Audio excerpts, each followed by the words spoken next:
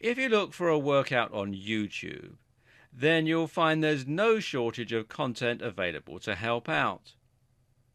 In particular, you'll find a lot of videos from the likes of Mike Chang, Jeff Cavalier, and other YouTube celebrities that promise you can get great results in 20 minutes by following along. Invariably, these workouts will essentially boil down to circuit routines. They will set up a few stations in a small space, and then they will train on each one for a set amount of time before moving to the next. Circuit training is a very simple way of working out that has been around forever, but it's also something that has come back into vogue in a big way since HIIT became so popular.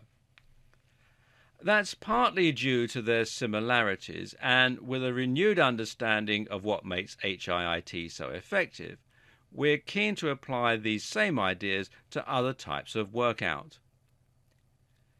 Circuit training like this can be designed to work as a form of MetCon, while also offering resistance cardio, concurrent training, and being very easy to perform in a small amount of space and a short amount of time.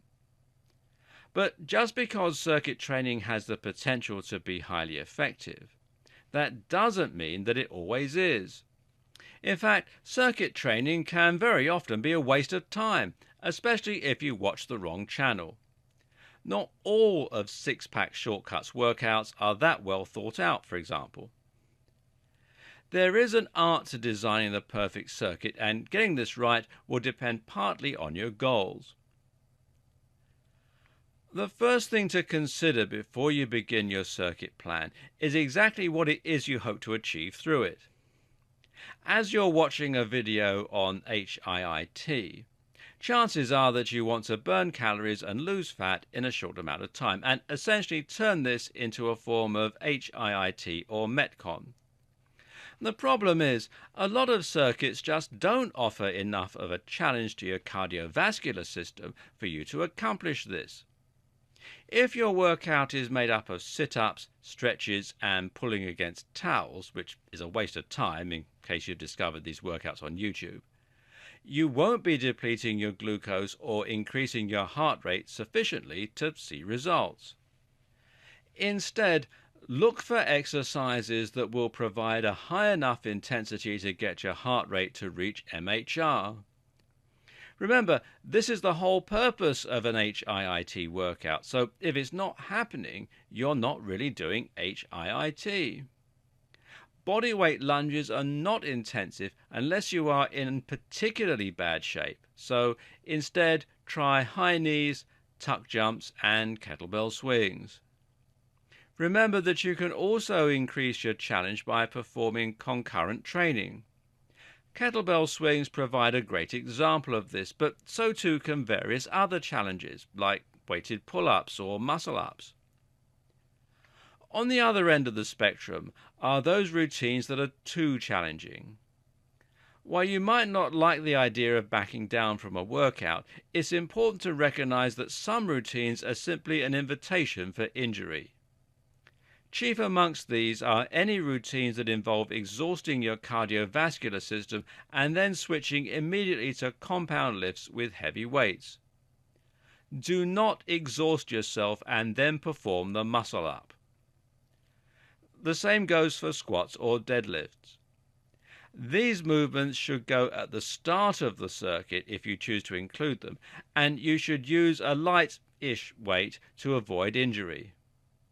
The tireder you get, the more your form will suffer. That doesn't matter for an incline press or a jumping jack, but it really does matter for a deadlift. Another tip is to build the active recovery into your routine. If you can get your heart rate up to 95% MHR, then you can build in a small amount of active recovery at the next 30-second station.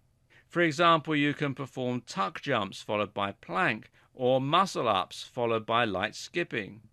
There will always be a station of actual recovery too, though. Finally, use other tricks to increase the calorie burn in a short space of time. If you switch from your legs to your upper body, for example, Your heart will work harder in order to direct blood from the top to the bottom, as we discussed earlier. Likewise, you can design your circuit with different lengths at each station in order to mimic something akin to cardio acceleration. Or why not use a long session of intense cardio right at the start of your circuit to increase your heart rate and reduce your glycogen stores? You can also add your own finisher at the end of your routines. The best type of circuit routine if you aim to burn fat and build muscle will be one that uses every muscle in the body. A whole body routine will not only provide the most even improvements throughout your physique, but will also help you to trigger the biggest release of growth hormone, testosterone, and other anabolic hormones. Want to build more size and less definition with your MetCon circuits? Then a good option is to use the same type of routine, but to focus more on one muscle group. For example, you might perform only bicep exercises as your main form of resistance training and schedule CV stations in between, essentially making a structured form of cardio acceleration. This will allow you to focus on one muscle group enough to cause real damage and metabolic stress. By continuously returning to the same muscle group, you'll be able to cause more micro tears, which will contribute to more repair and more growth/strength. Likewise, you'll be able to flood that one muscle group with more blood and more hormones, which will make it more likely to grow in a very big way. This now becomes something more akin to a bodybuilding workout, but with the added cardio in order to provide the benefits of HIIT.